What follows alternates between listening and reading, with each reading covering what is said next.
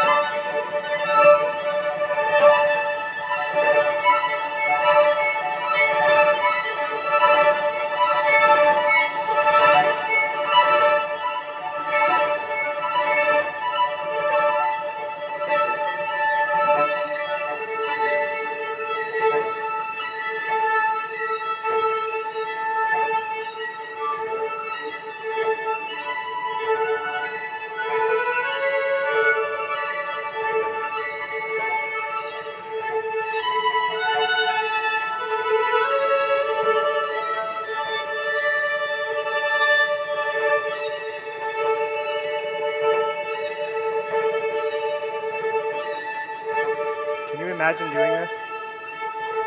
It's challenging enough to improvise a part when you know what the song is, when you know what the other instruments are playing, the rest of the band. How is it that each person can make up a part that somehow fits and sounds good when nobody knows what anyone else is going to play next? What if someone plays a sour note? What if someone messes up? What do you do? Can you imagine doing this in live performance? Ryan Lauritsen interviewed this group as part of a KUSC podcast that he produces, and he asked them, when you go out on stage and you don't even know what notes are going to be played, isn't that kind of frightening? And they answered, well, yeah, but it's a good kind of frightening, because it helps us focus, actually, and dig deep and really concentrate on what we're playing.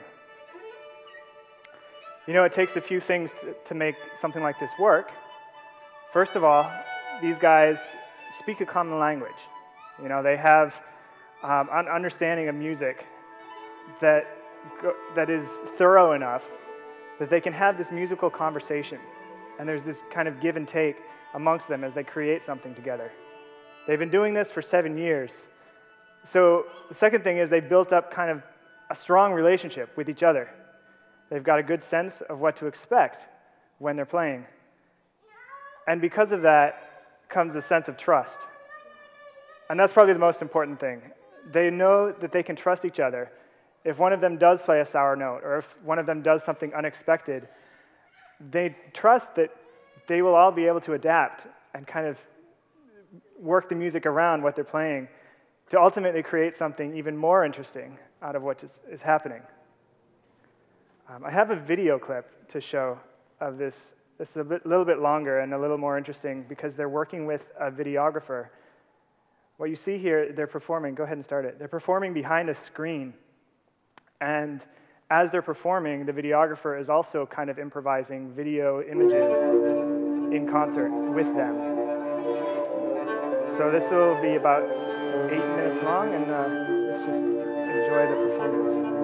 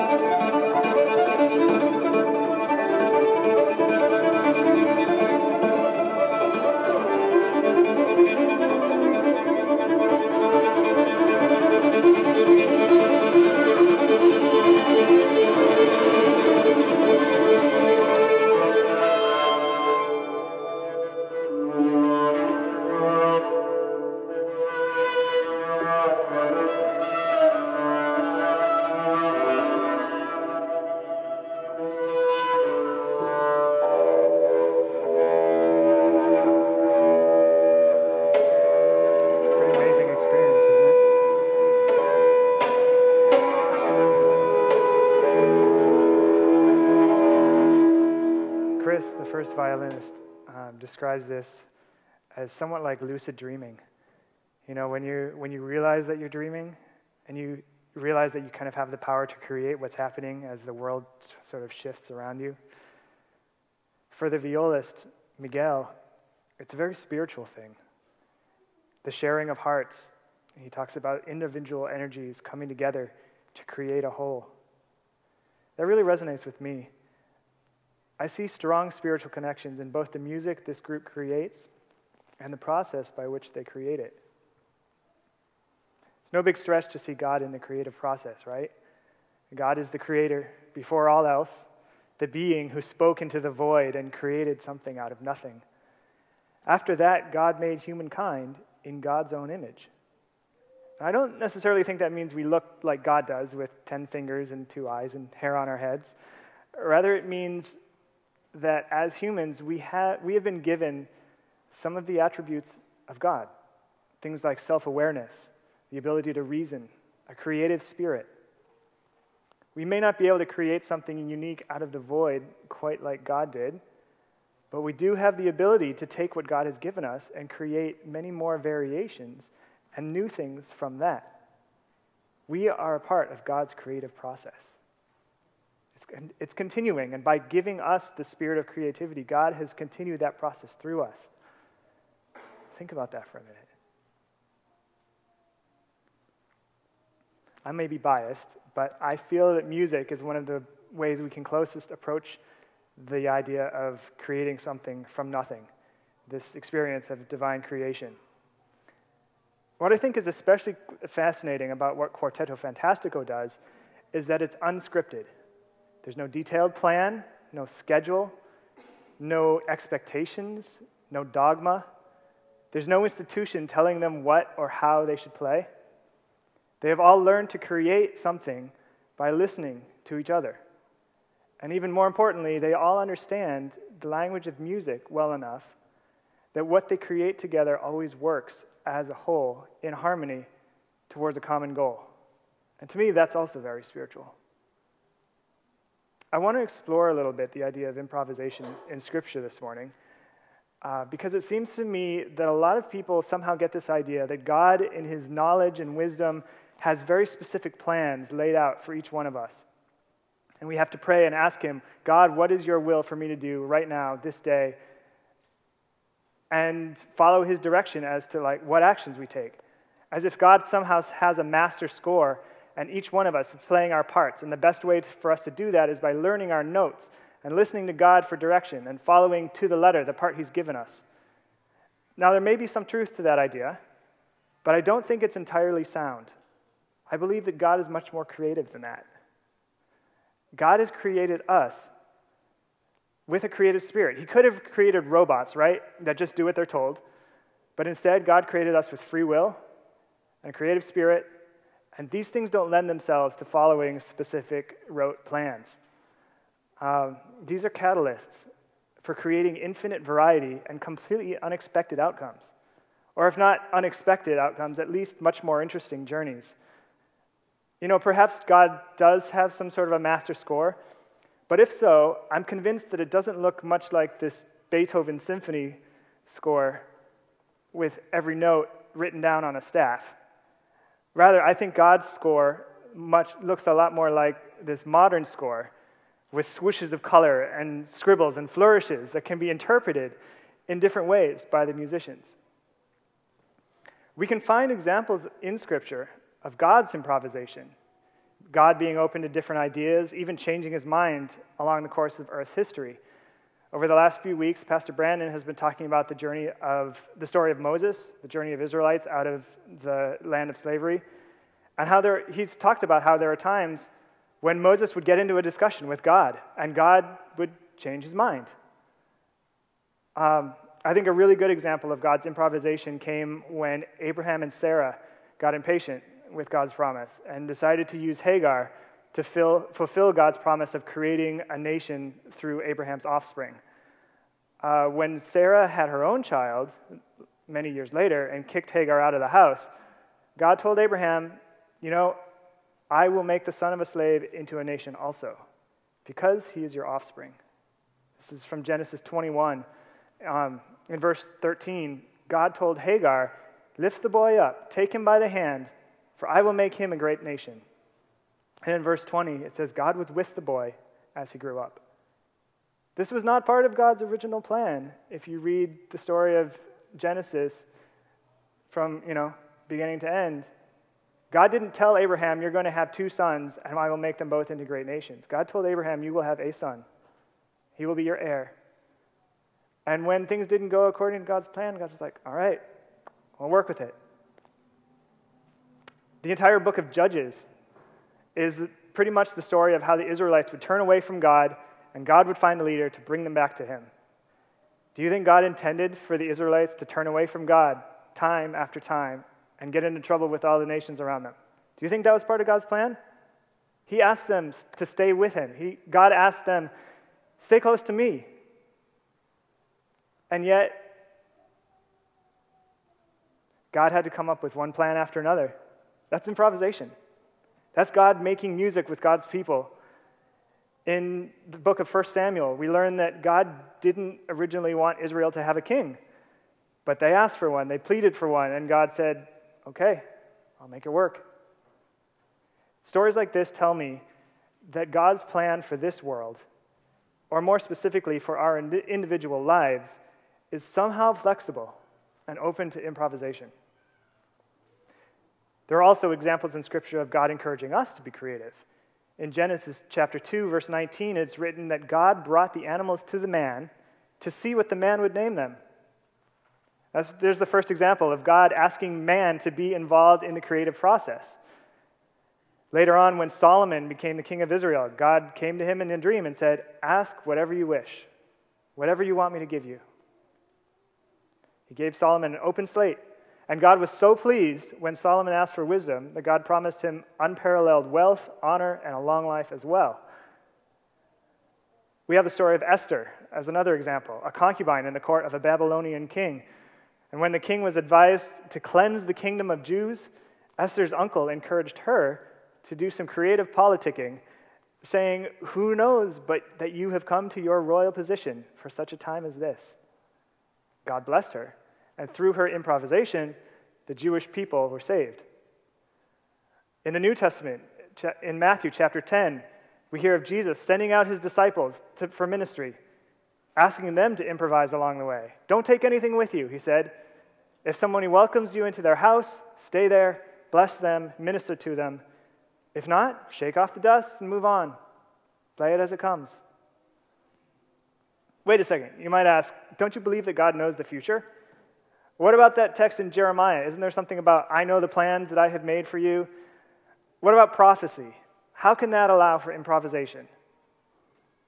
Well, let me propose to you that the idea that God is more of a composer than a dictator. It's going back to that idea of the master score, the modern score. Perhaps God does have sort of a master score for the music of Earth's story, but it doesn't have every part written down note for note, I think God knows the language of our lives, and God knows the goals that he has for this earth. God knows where the story of earth is going, the end, but the score kind of allows for some variations along the way. And God is able to take those variations and weave them into a richer textural harmony, something of far greater beauty than a perfectly scripted performance. I want to read a chapter from a book called The Silmarillion by J.R.R. Tolkien, which I think captures this idea of creative improvisation really well. This book is a fable, a history of the mythical Middle-earth before the Lord of the Rings trilogy.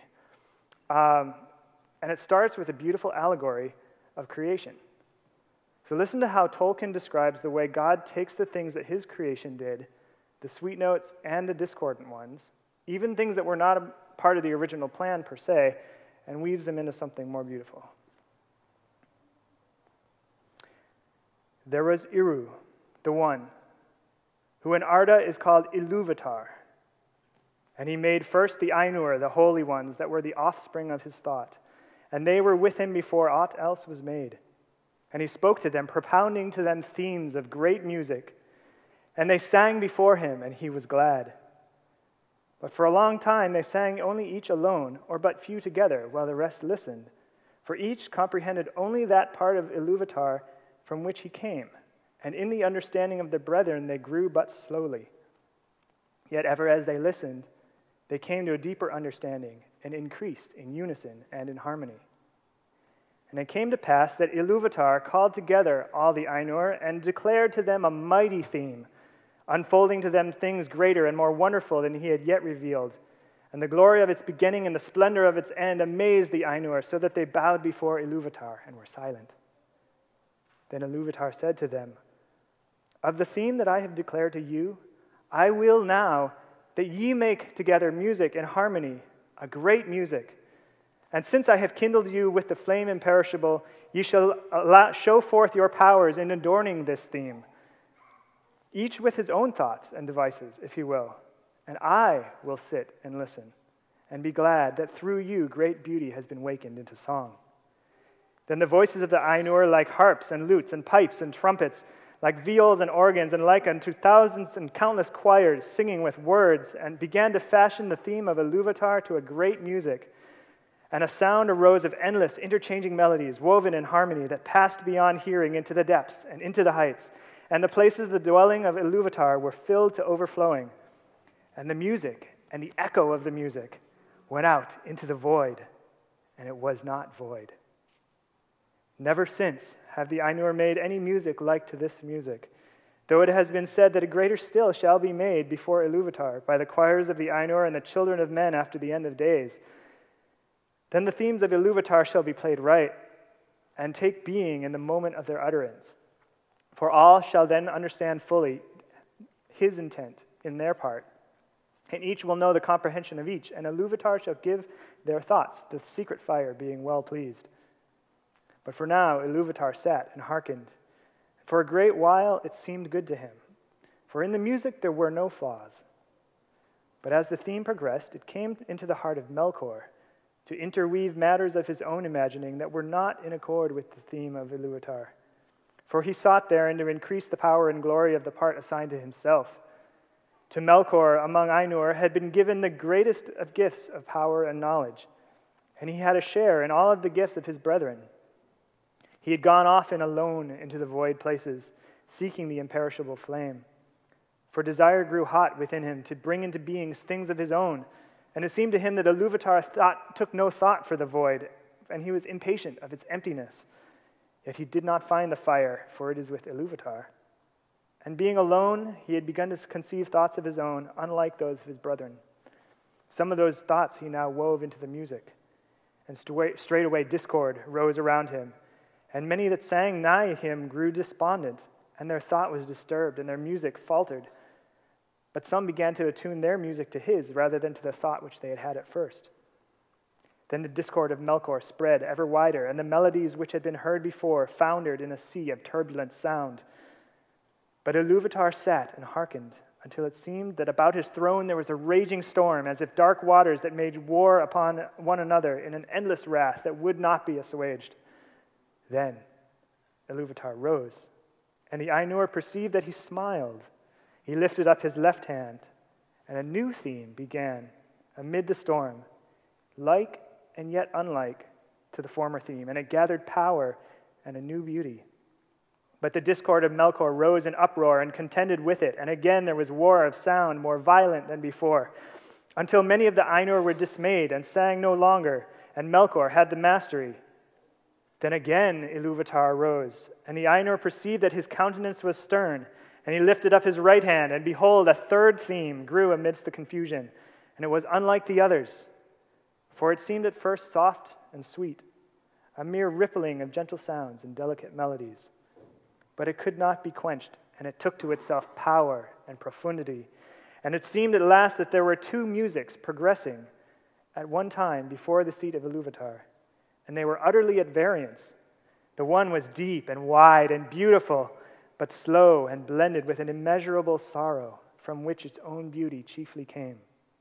The other had now achieved a unity of its own, but it was loud and vain and endlessly repeated, and had little harmony, but rather a clamorous unison, as if many trumpets braying upon a few notes. And it essayed to drown out the other musics by the violence of its music, but it seemed that its most triumphant notes were taken by the other, and woven into its own solemn pattern. In the midst of the strife, whereat the halls of Iluvatar shook, and a tremor ran out in the silences yet unmoved, Iluvatar arose a third time, and his face was terrible to behold. Then he raised up both his hands, and in one chord, deeper than the abyss, higher than the firmament, piercing the light of the eye of Iluvatar, the music ceased. Then Iluvatar spoke, and he said, "Mighty are the Ainur, and mightiest among them is Melkor, but that he may know, and all the Ainur will know, that I am Iluvatar. Those things that ye have sung, I will show them forth, that ye may see what ye have done. And thou, Melkor, shalt see that no theme may be played that hath not its uttermost source in me. Nor can any alter the music in my despite, for he that attempteth this shall prove but my instrument in the devising of things more wonderful, which he himself had not yet imagined." Then the Ainur were afraid, and they did not yet comprehend the words that were sent to them. And Melkor was filled with shame, of which came secret anger. But Iluvatar rose in splendor, and went forth from the fair regions that he had made for the Ainur, and the Ainur followed him. But when they came into the void, Iluvatar said to them, "Behold, your music." And he showed to them a vision, giving to them sight, where before there was only hearing. And they saw a new world, made visible before them, and it was globed amid the void, and it was sustained therein, but was not of it. And they looked, and they wondered, as this world began to unfold its history, and it seemed to them that it lived and grew. And when the Ainur had gazed for a while and were silent, Iluvatar said again, "Behold your music. This is your minstrelsy. Each one of you shall find contained herein, amidst the design that I have set before you, all the things which it may seem that he himself devised and added. And thou, Melkor, will discover all the secret thoughts of thy mind, and will perceive that they are but a part of the whole and tributary to its glory."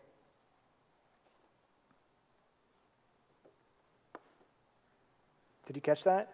Yes. God knows how to improvise. God is not afraid of things getting out of hand. God knows the music so well that God does not feel threatened by each of us contributing our own ideas or trying something new. In fact, this is all a part of God's grand concept for this world. God created us to create. God is not threatened by our creation. God has the power to weave everything that we do into a richer and more beautiful harmony. So where does that leave us? Free to do whatever we want, trusting God to somehow make it all fit? Sort of. Remember, we're all improvising this together. You, me, and God. And in order for this to work harmoniously, we need to take inspiration from Quartetto Fantastico. Near the beginning of my message, I mentioned a few keys to making their improvisation work. Do you remember what they were? They were all fluent in a common language, in this case, the language of music. God knows very well the language of this earth, the music of our lives, but do we know the language of God? Do we speak to God often? Do we listen? We need to be fluent in speaking with God and listen carefully to God's voice and the voices of those in concert with us. The second thing was strong relationships. This quartet spent a lot of time practicing together. And through our authentic relationships, we can better understand what God is doing in our lives and in the lives of those around us. And from those building blocks come the third thing, trust. When we are well connected with God, God can trust us to improvise, and we can trust God to be able to weave our mistakes and sour notes into a harmonious whole. And I think that is the true meaning of the text in Romans that we're all familiar with, our text for today, Romans 8:28. And we know that in all things, God works for the good of those who love him, who have been called according to his purpose. So when you're facing a life decision, pray about it, speak with God about it, listen for God's guidance. Listen to hear God working around you, but don't expect God to tell you exactly what to do and how to do it. Take God's inspiration and run with it. Be bold. Go out and live a life of creativity. Trust that when you are focused on making music with God, God will use even your mistakes to add richness to the music of life being created all around. For God works all things together for the good of those who worship him. I want this concept of spiritual improvisation to really stick with you. So we're going to try something today, a little object lesson, if you will, to do some improv of our own. I have some noisemakers here. You all have a couple of noisemakers of your own. They're called hands. We all have a voice. We have feet we can stomp it with. I want everybody to stand up, and we're going to put this into practice.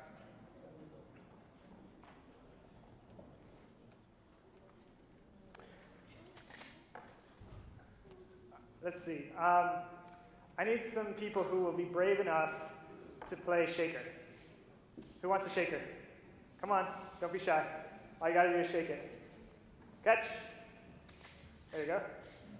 Kazoos? Anyone want a kazoo? All right. What else we got? I've got a Coke bottle here.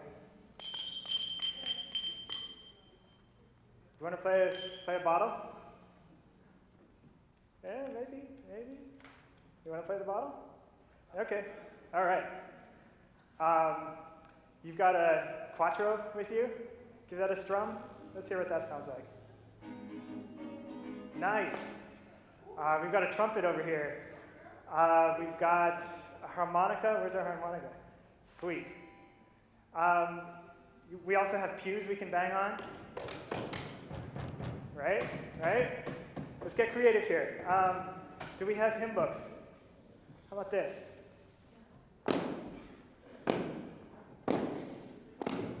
All right, let's start with just a basic rhythm. I need about half of you to be my rhythm section, and about half of you to kind of focus more on the music side of it. If you can do both, that's great. Bi musicians are completely welcome here, but if I just need to kind of divide you up. I could do like half and half, but I don't think that seems quite even. So I'll leave it up to you. Some of you stomp your feet. Some of you can sing along. But if I need the people who are making rhythm to stop, I'm going to go like this, okay? So just a few concepts to kind of keep us all together. This is to stop the music, or the rhythm. My left hand, go and stop, go and stop. And my right hand will be for the music, all right? Let's start with the rhythm.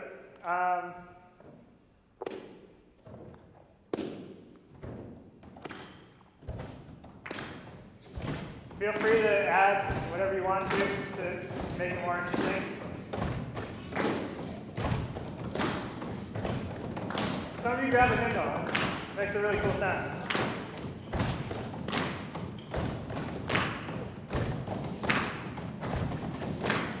Ready? Stop. Okay. 2, 3, 4, go.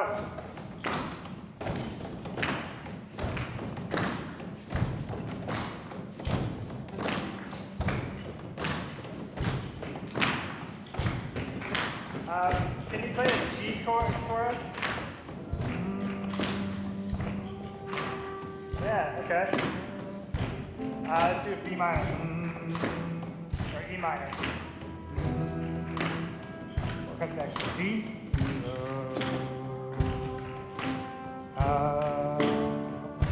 Back to G. Cool. All right. And stop. Awesome. Now I've got some toys up here to play with, and we're going to put some of these rhythms into these toys to give us more context to what we're doing, all right? So if you'll bear with me just a moment.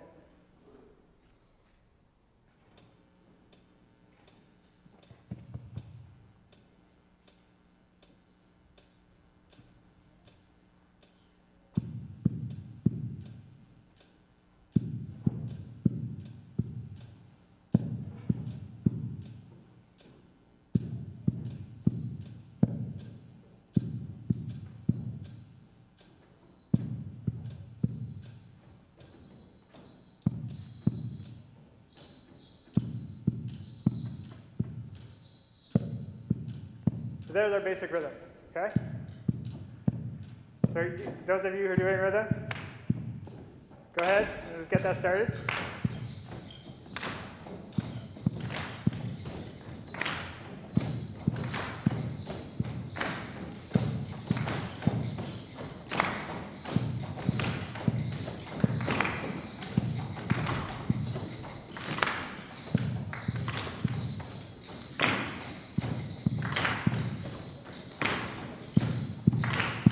All right, cool, cool.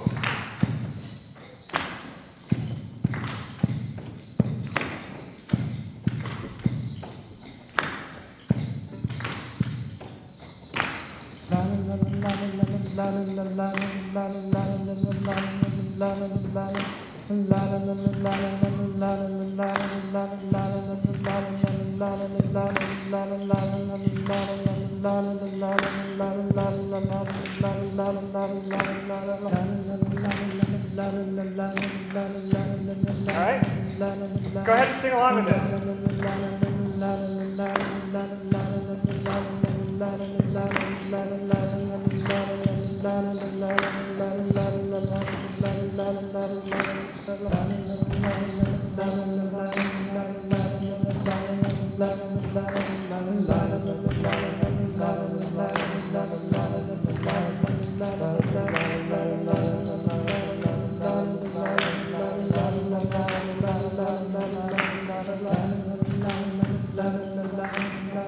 You want to start playing?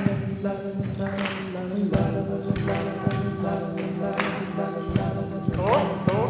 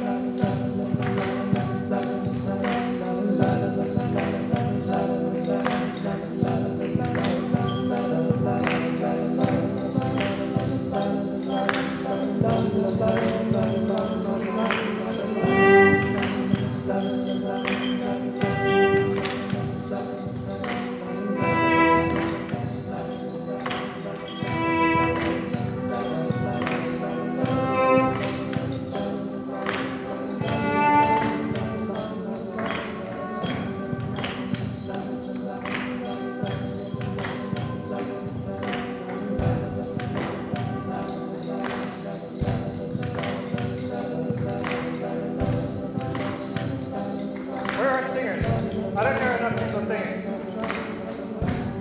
Hey, come on, play some harmonica.